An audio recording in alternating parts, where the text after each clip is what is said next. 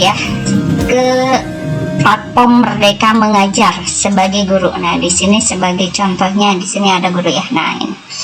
Yang pertama tentu kita klik pengelolaan kinerja ya, Bapak Ibu masuk dengan menggunakan akun belajar ID Bapak Ibu masing-masing.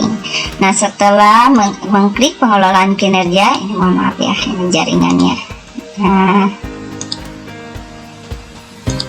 Nah, jika seperti ini terus saja ya Bapak Ibu, karena ini setelah muncul pengelolaan kinerja, klik guru, karena kita itu bukanya di PMM itu sebagai akun guru ya. Nah, klik sebagai pegawai. Nah, di sini kemarin sudah saya jelaskan ada 3 tombol ya, dimana yang warna biru ini. Nah, setiap yang warna biru ini berarti harus dikerjakan, harus diisi oleh seorang guru. Nah, ini contohnya di sini dulu ya, terkait kumpulan dokumen. Yang pertama ada pengembangan kompetensi. Nah, ini tentu akan nanti berbeda-beda ya Bapak Ibu, tergantung dengan istilahnya RHK yang Bapak Ibu dulu inputkan. Nah, di sini berarti di sini itu tinggal mengumpulkan bukti fisiknya gitu ya, apakah itu melalui sertifikat gitu atau apa. Nah, tergantung dengan jenis RHK. Nah, kebetulan di sini sebagai contohnya gurunya belum mengupload dokumen apapun. Nah, ini juga tugas tambahan.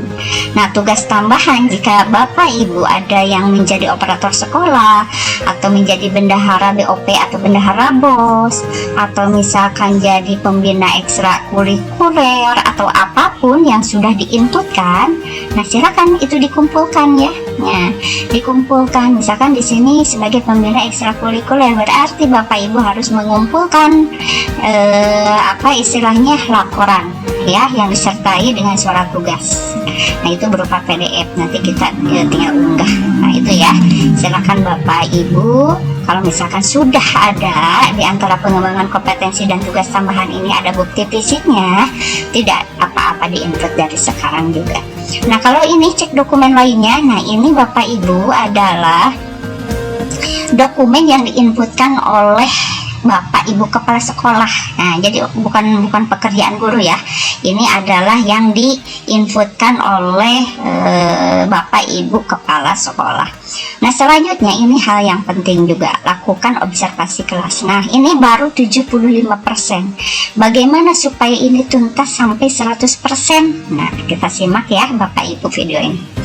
Oke, langkah yang pertama itu kita cek langkah observasi. Nah, di sini ya indikator yang diambil di sini contohnya adalah keteraturan suasana kelas. Nah, di sini ada beberapa tahapan ya yang terbagi ke dalam 2 bagian yang harus dilalui oleh guru.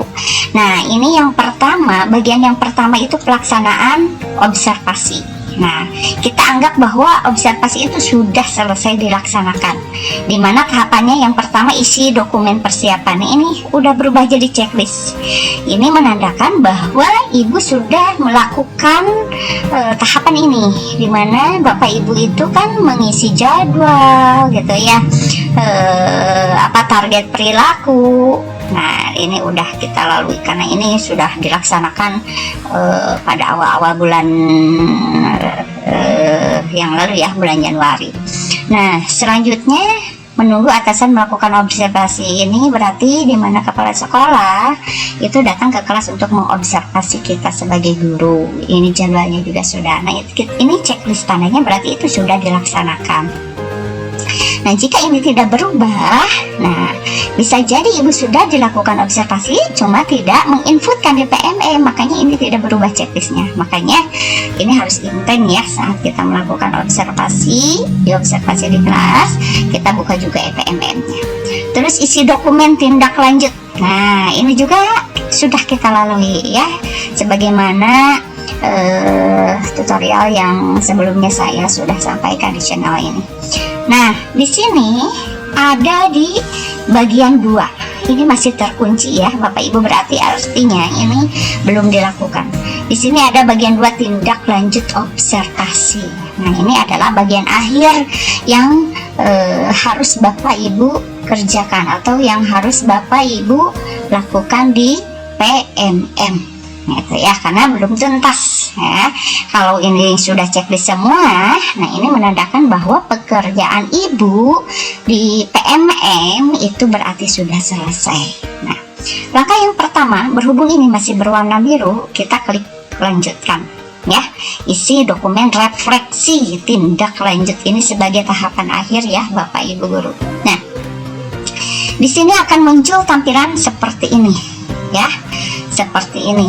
Jadi ada dua hal yang harus Bapak Ibu kerjakan. Yang pertama adalah pilihan belajar, terus yang kedua pilihan belajar dari PMM. Karena sebelumnya itu kan kita melakukan tindak lanjutnya itu melakukan dua langkah ya. Yang pertama langkah dengan cara belajar secara mandiri yang disesuaikan dengan lingkungan yang ada.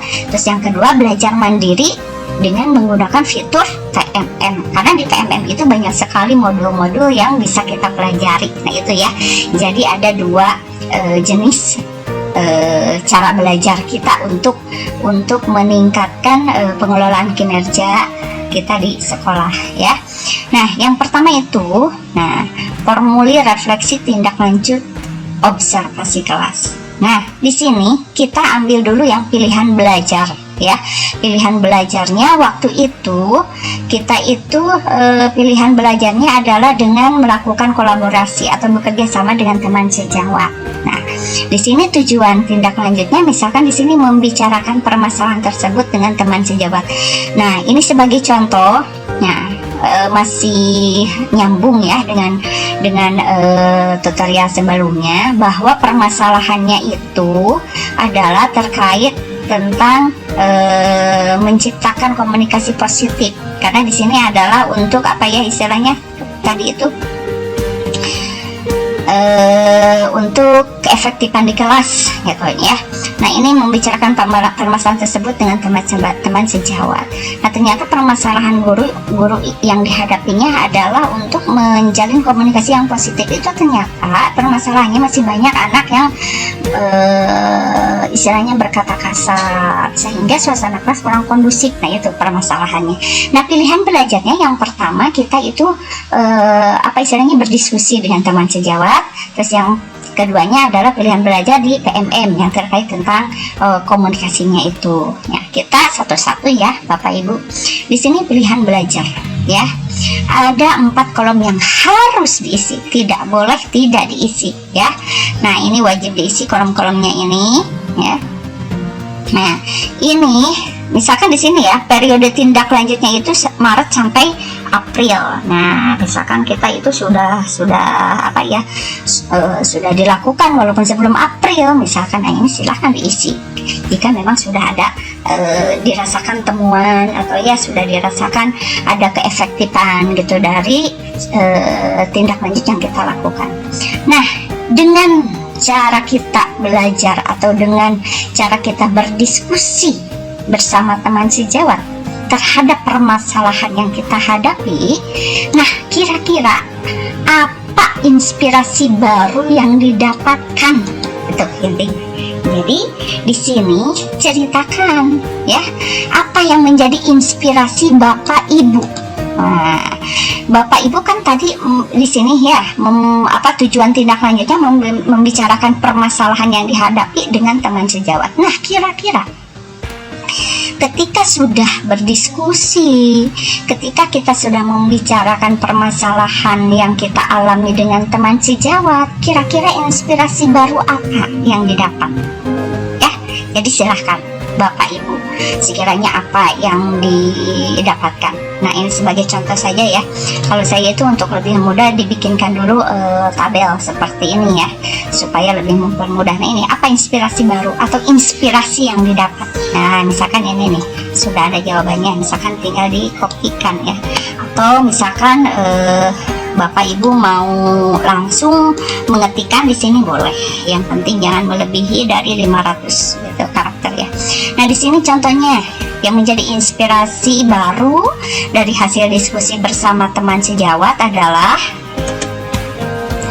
tentang praktik baik dalam mengatasi masalah anak yang berkata kasar yang menimbulkan kelas kurang kondusif, yaitu dengan membuat kesepakatan kelas untuk tidak berbicara kasar dan anak yang berkata baik diberikan reward. Nah, ini inspirasi yang sebenarnya misalkan Bapak Ibu itu belum melakukan ini, ternyata ketika sudah berdiskusi dengan teman sejawat, nah teman sejawat itu pernah juga mengalami masalah yang kita hadapi.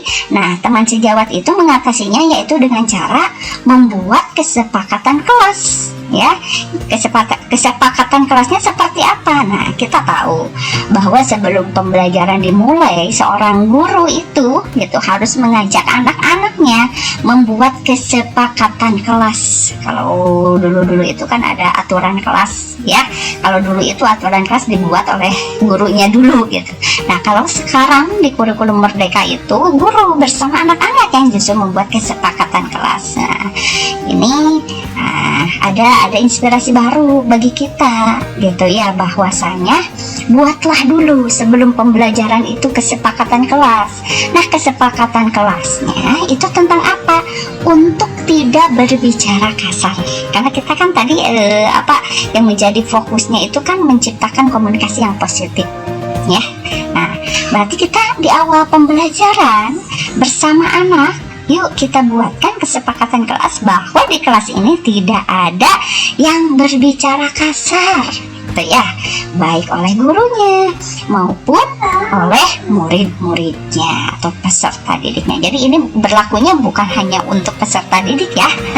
Nah, ini untuk gurunya juga harus menjadi suatu hal yang betul-betul dilaksanakan, karena ini merupakan kesepakatan bersama. Dan kita tahu bahwa guru itu digugu dan ditiru, dan guru itu harus menjadi uswatun hasanah ya bagi anak-anaknya. Insya Allah itu akan lebih mudah ya ketika kita menerapkannya. Nah, itu Bapak Ibu sebagai contoh minimalnya saja gitu ya, inspirasi yang didapat. Oh iya, saya mendapatkan inspirasi baru dari teman sejawat. Ternyata teman saya itu sudah berpengalaman ketika mengatasi di kelasnya anak-anak berbicara kasar, dan memang efektif yang dirasakannya ya, misalkan seperti itu. Nah, berarti ini ada inspirasi kita yang nantinya kita laksanakan juga, kita terapkan juga di kelas kita gitu ya. Nah, itu yang pertama terkait inspirasi.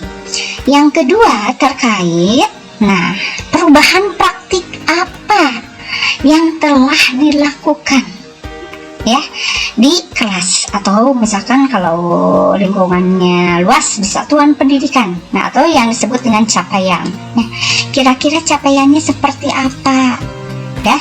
Nah, di sini ada contohnya nih. Saya mendapat umpan balik yang menyadarkan bahwa murid khawatir masuk kelompok yang tidak efektif. Nah, itu sebagai contohnya saja. Tetapi di sini lain ya, kalau saya karena masalah yang dihadapinya berbeda. Nah, ini misalkan capaiannya apa? Nah, capaiannya membuat kesepakatan kelas. Oh iya, saya jadi tahu nih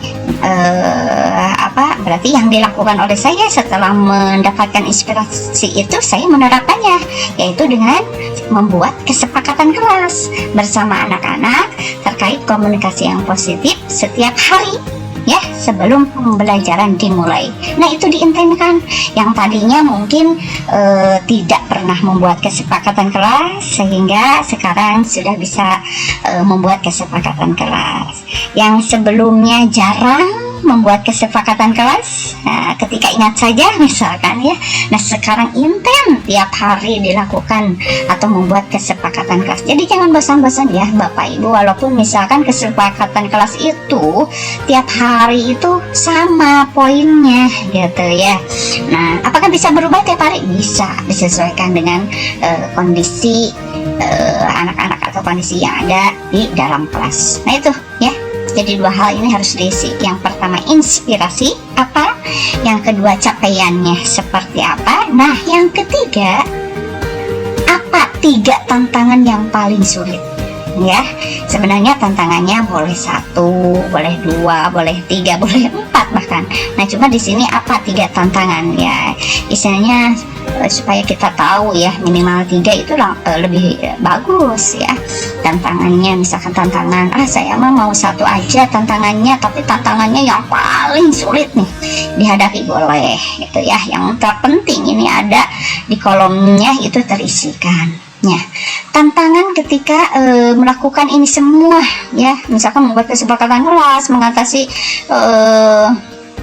komunikasi yang belum positif di kelas gitu, sehingga terjadi kegaduhan, sehingga kelas kurang kondusif. Nah itu tantangannya seperti apa? Nah contoh di sini saya udah buatkan juga ya. Nah di sini saya membuat tantangannya 3. Ini hanya sebagai contoh saja ya Bapak Ibu semua. Nah yang pertama yang menjadi tantangan saya itu adalah mengatasi anak yang sulit diatur. Misalkan bertingkah semaunya sendiri, betul kan, suka ada ya di kelas kita itu ada anak yang mohon maaf gitu ya, istilahnya dia itu ingin bertingkah semaunya sendiri gitu ya, tidak mau diatur gitu, baik oleh gurunya apalagi sama teman-temannya. Nah itu misalkan ada kejadian seperti itu adalah tantangan tersulit misalkan yang saya hadapi, boleh dituangkan di sini ya. Terus yang kedua, anak yang berasal dari lingkungan yang berkata kasar atau yang istilahnya justru yang berkomunikasinya tidak positif. Nah itu akan menjadi tantangan juga bagi kita sebagai guru ya, ketika anak di sekolah diajarkan untuk berkata baik ya, nah ternyata lingkungannya justru yang dimana anak gitu ya, dimana anak lebih lama ada di lingkungan di rumahnya atau di masyarakatnya, itu lingkungannya mohon maaf misalkan berkatanya kasar. Nah itu juga akan menjadi tantangan tersebut. Terus yang ketiga, waktu diskusi bersama teman sejawat yang sangat terbatas. Nah kita kan tadi tujuannya itu melakukan diskusi artinya ya dengan teman sejawat. Nah itu juga menjadi tantangan, soalnya misalkan teman sejawat yang kita jadikan sebagai partner ternyata sibuk orangnya, nah misalkan seperti itu ya.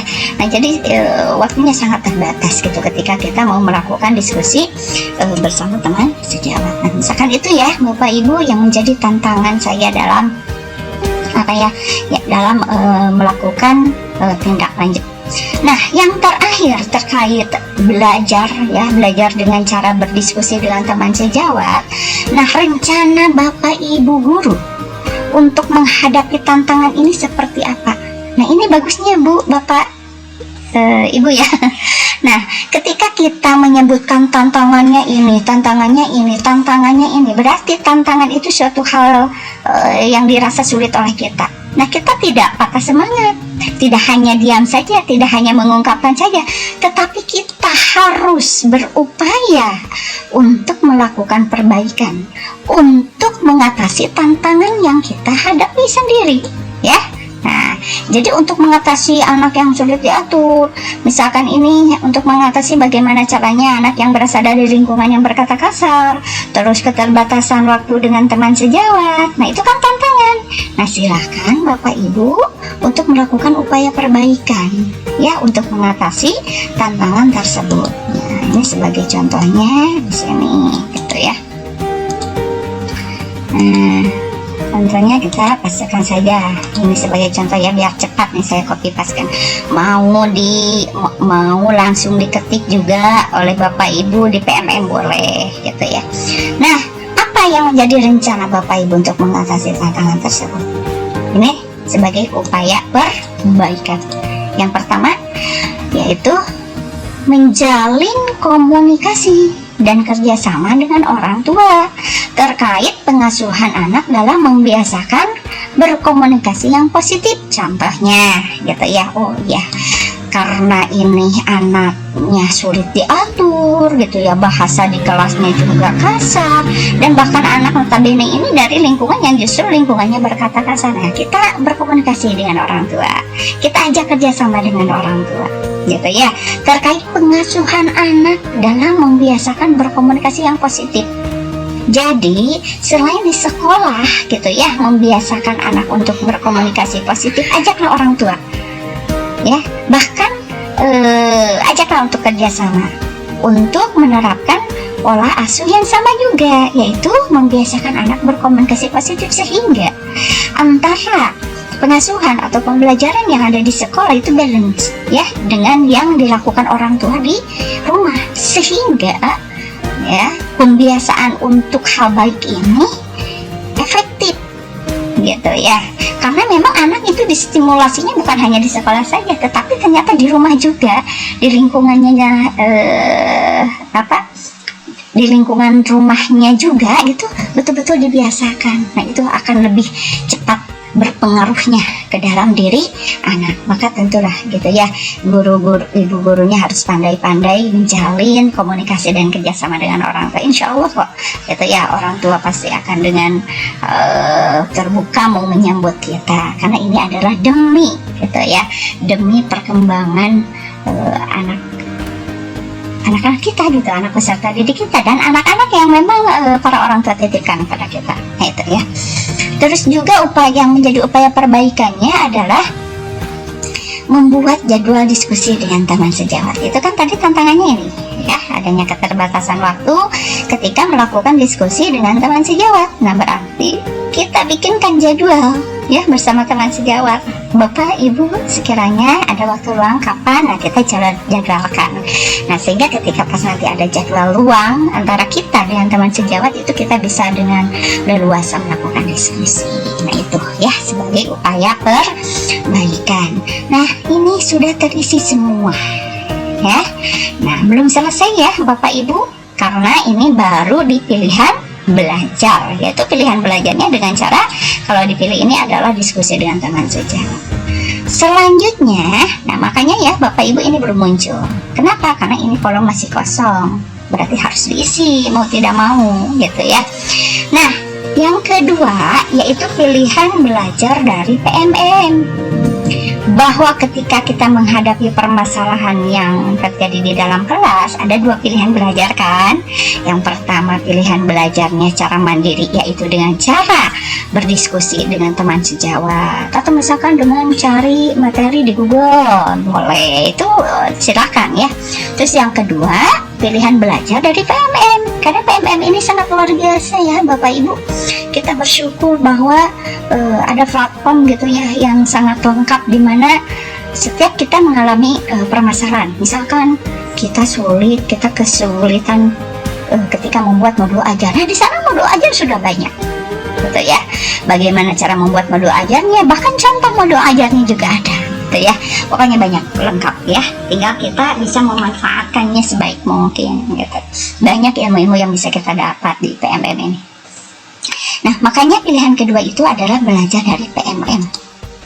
Nah tujuan tindak lanjutnya ini adalah interaksi aktif. Nah ini dulu itu ini sebagai apa ya, ini sebagai lanjutan kan dari tayangan video atau dari webinar sebelumnya terkait modul yang diambil atau materi yang diambil di PMM itu terkait tentang interaksi aktif dan empatik terhadap peserta didik. Nah ini kan berkaitan ya dengan apa istilahnya, menciptakan komunikasi yang positif di dalam kelas. Nah ya, makanya materi istilahnya yang dibutuhkan adalah ilmu tentang interaksi aktif dan empatik terhadap peserta didik.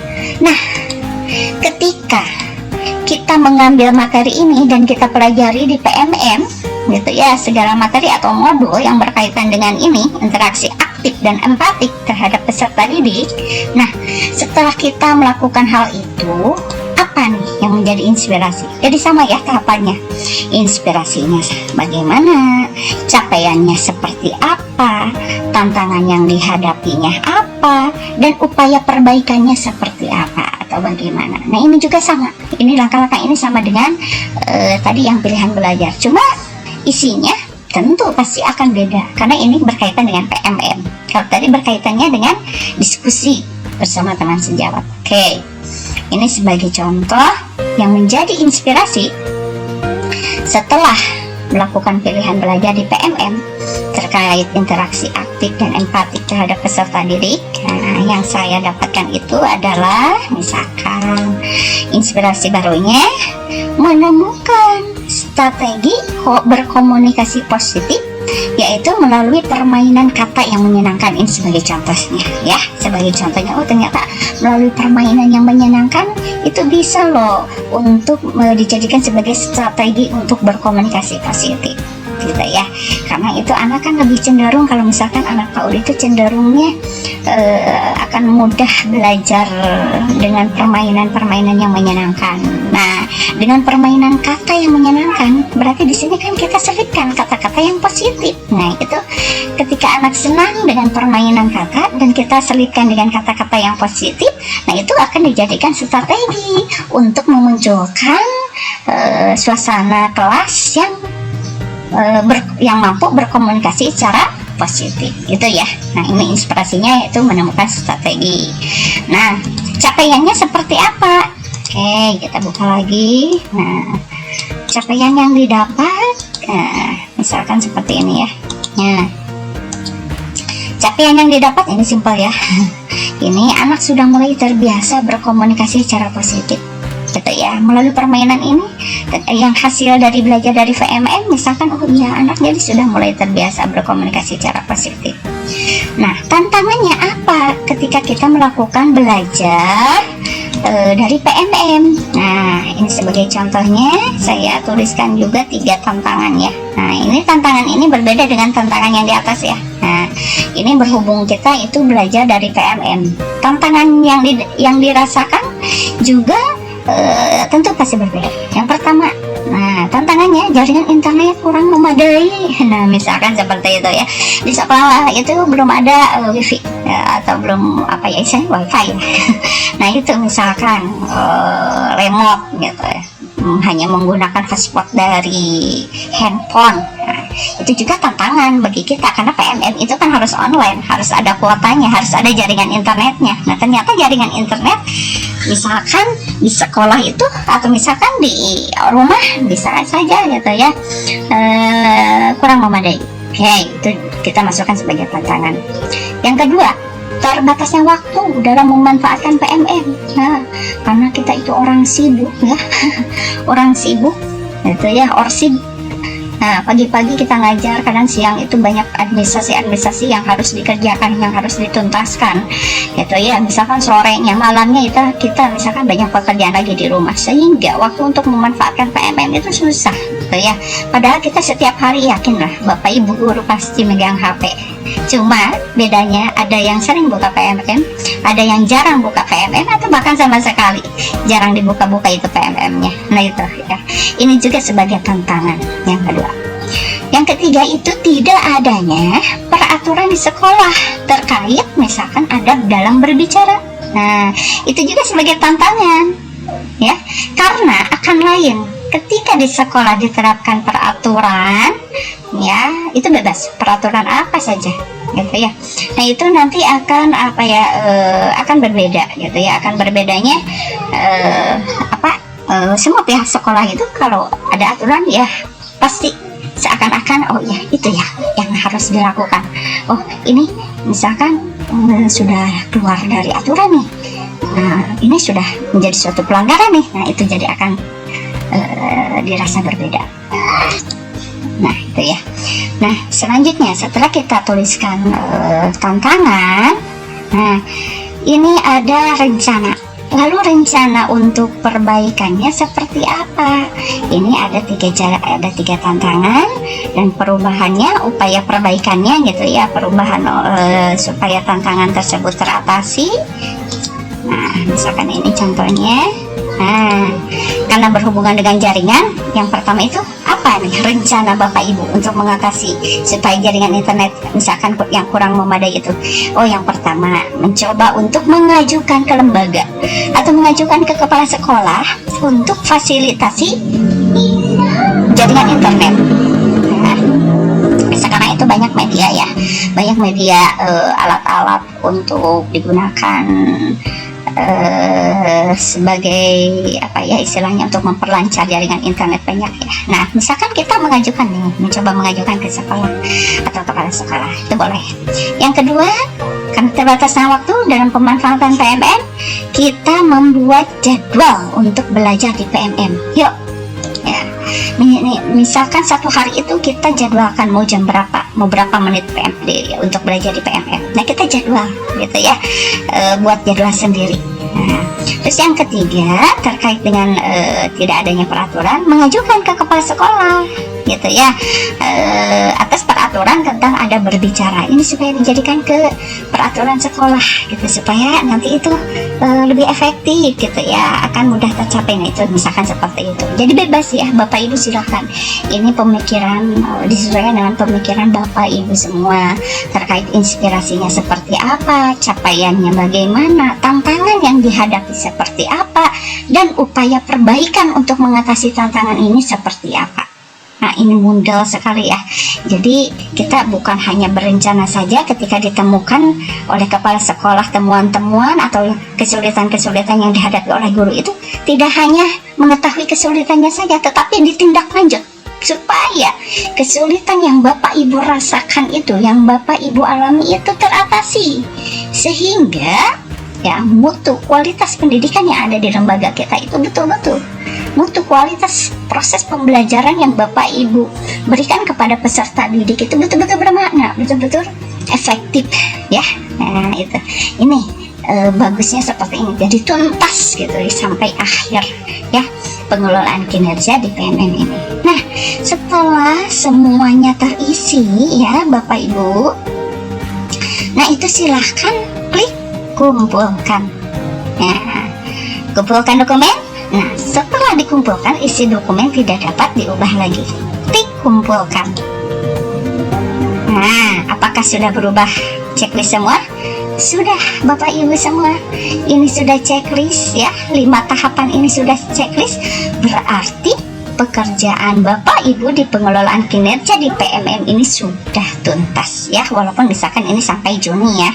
Nah terkait tentang pelaksanaan observasi, ingat terkait tentang pelaksanaan observasi. Kalau tadi kan terkait kompetensi, tugas tambahan itu belum. Nah ini terkait observasinya. Nah ini Bapak Ibu ya, ini ada tombol ini nih, ada checklist. Kalau tadi itu kan terkunci ya. Nah karena sekarang kita sudah terselesaikan sehingga tuntas sudah. Nah kita cek ya. Nah ini kenapa 75%? Ini mungkin belum berubah ya, karena kita istilahnya belum dituntaskan. Kita buka dulu nih selanjutnya. Nah ini ya Bapak Ibu, ketika guru tadi sudah menyelesaikan sampai tuntas gitu ya, belajar di PMM-nya sudah, melakukan pilihan belajar cara mandirinya sudah dilakukan. Nah jangan lupa nanti Bapak Ibu yang berperan menjadi kepala sekolah untuk membuka PMM-nya juga. Nah ini sebagai contoh ya pengelolaan kinerja. Nah pengelolaan kinerja di sini kepala sekolah ada 2 peran, ada yang sebagai pegawai, ada yang sebagai pejabat penilai kinerja. Kita pilih pejabat penilai kinerja karena kita itu untuk melakukan penilaian ya terkait dengan apa yang kita telah observasi atau diskusi terkait tindak lanjutnya gitu ya. Lakukan penilaian seperti biasa. Nah ini lakukan penilaian, cek daftar guru. Nah tadi kan ini ada contohnya, misalkan budinya ya yang tadi sebagai contohnya. Nah ini 2 sampai 3 berarti ini belum tuntas ya, karena kalau udah tuntas itu berarti 3 dari 3 udah terselesaikan, berarti sekitaran tadi ya sama dengan guru berapa persen. Nah di sini, nah ini sudah ada checklistannya seperti ini, pelaksanaan observasi kelasnya. Nah ini masih terkunci, berarti Bapak Ibu ini belum bisa diapa-apain. Kenapa? Karena di PMM itu kan ada jadwal. Nah terkait ini itu ya, pelaksanaan tindak lanjut itu antara April dan Mei. Jadi karena berhubung kita itu belum memasuki bulan April, Mei, sehingga kepala sekolah itu belum bisa melakukan apa-apa gitu ya. Kita tunggu waktunya, barangkali nanti pas tanggal 1 April ini sudah terbuka. Pokoknya sering recheck lah gitu ya, sering recheck PMM. Siapa tahu ini tiba-tiba nanti oh iya ini tadi misalkan sudah muncul warna biru di nilainya ini. Nah ini gitu ya, Walaupun di sini sebenarnya halaman dibuka pada tanggal 1 Maret gitu, tapi ini masih terkunci. Nah itu berarti, nah kita kembali ya ke tadi guru gitu ya, ke tadi guru. Nah ini tugas tambahan ya. Nah ini 75%, berarti ini belum tuntas. Artinya walaupun tadi guru sudah tuntas melaksanakan sampai akhir, berarti ini tinggal nanti menilai, melihat hasil tentang penilaian tindak lanjut yang kita bikinkan diperiksa oleh kepala sekolah. Nah ini mungkin nanti ketika kepala sekolah sudah checklist apa-apa nanti ini berubah menjadi 100%. Nah itulah Bapak Ibu terkait hal atau istilahnya tahap akhir dalam menyelesaikan pengelolaan kinerja guru. Nah ini khusus guru ya, karena kepala sekolah itu nanti masih ada tugasnya di PMM sampai ke observasi tindak lanjut.